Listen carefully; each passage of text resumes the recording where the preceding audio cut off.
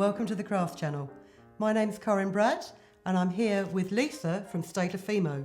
Hi, my name's Lisa Davies. I'm the Fimo marketing manager at Stadler, and I'm going to be working today with Corinne to learn how to make mokume-gane.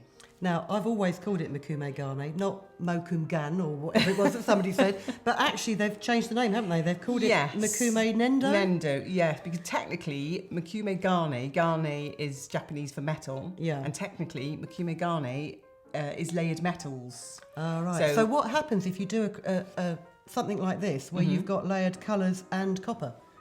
It's a bit of nendo and gane. Okay, we'll go with that then. Okay. Yeah. Essentially what it is, it's a layering technique where you roll out thin sheets of Fimo Soft, layer them together in all sorts of colours, like I've got here. I've got two blues, a really pale sort of peppermint colour and a gold.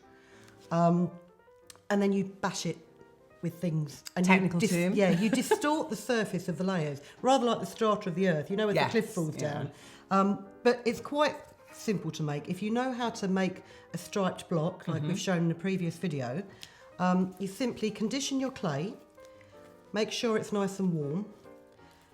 Now, Fimo Soft is the perfect malleability for this, really, because it does hold its shape really well, but it's not too hard on your hands. And your lovely new packaging now also means you can keep it really clean. Yes. Doesn't you? It's resealable, isn't it? Yeah, resealable and a lot easier to open than the last lot.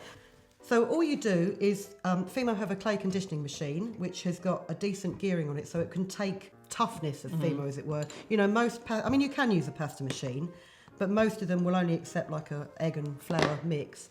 This is much better. The crank handling is much better. And the rollers are quite wide. Yeah, they go from 3mm down to 1mm. Now I'm going to roll this sheet to about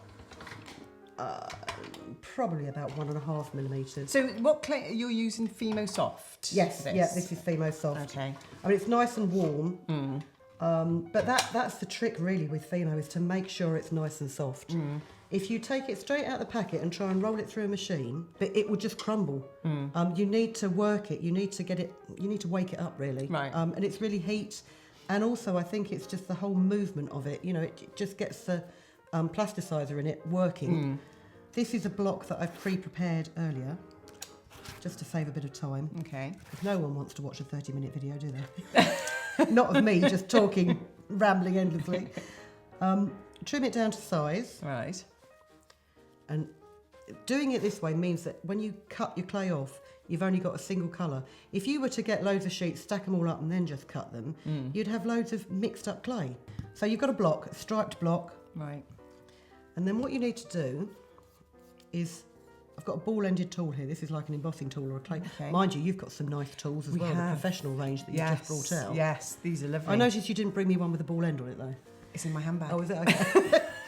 What you need to do is you press into the surface of your clay, and it does make holes, but what happens is, obviously, as you're compressing it, all those layers are getting thinner. That's a good stress relieving. It is a great technique. And this is one of these things, I think, you know, they say you shouldn't overwork things. I think the more you do it, the better it looks. Wow. Okay. With your leftover clay. So that could be the bits you chopped off here? These are the bits I chopped off, yeah. Right. Just to neaten the block up. If you drop a bit in each hole, because what happens is you need to fill those voids somehow. Just roll them into a ball.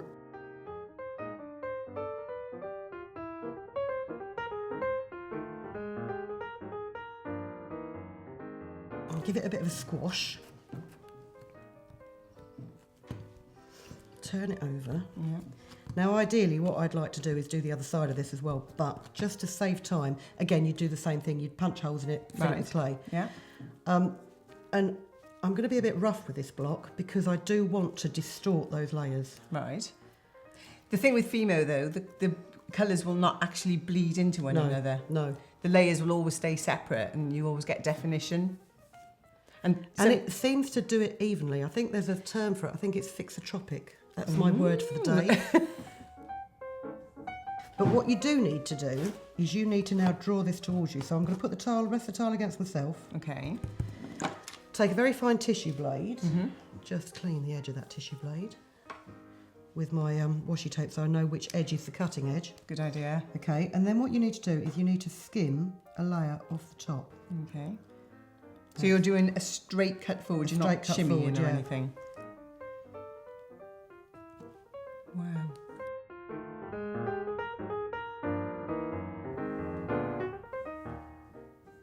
That's beautiful, isn't it?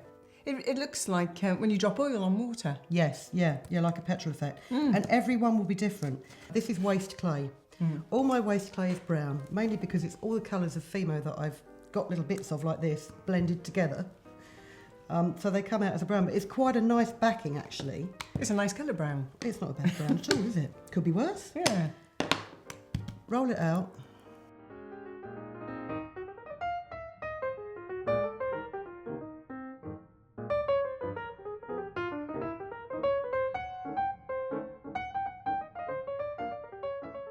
With this, say I've just laid it on, I want it to be flat, so I'm just going to roll it with a roller.